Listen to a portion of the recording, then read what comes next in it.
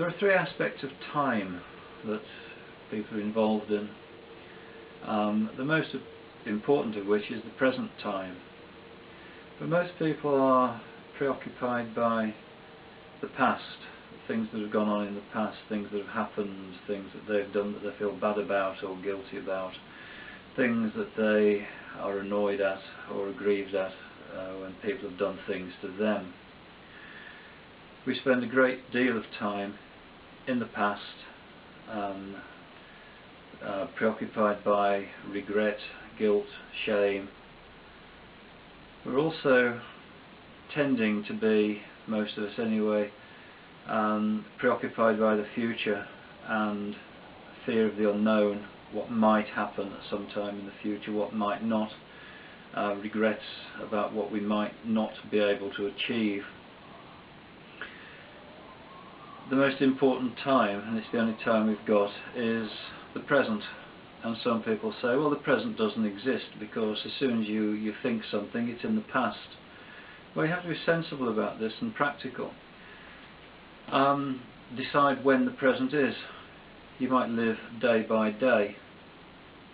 If you live in the present day by day, and if you can be rid of these negative and melancholy feelings about your experiences in the past, then you are making good progress.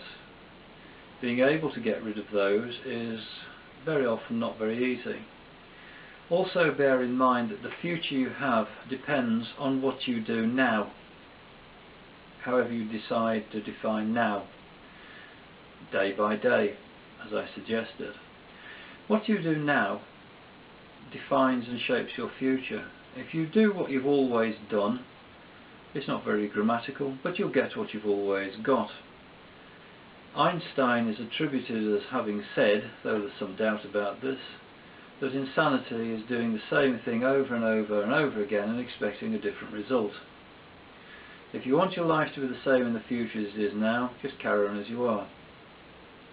Otherwise, bear in mind that what you do now shapes your future. What future do you want? What do you need to start doing today to aim for that?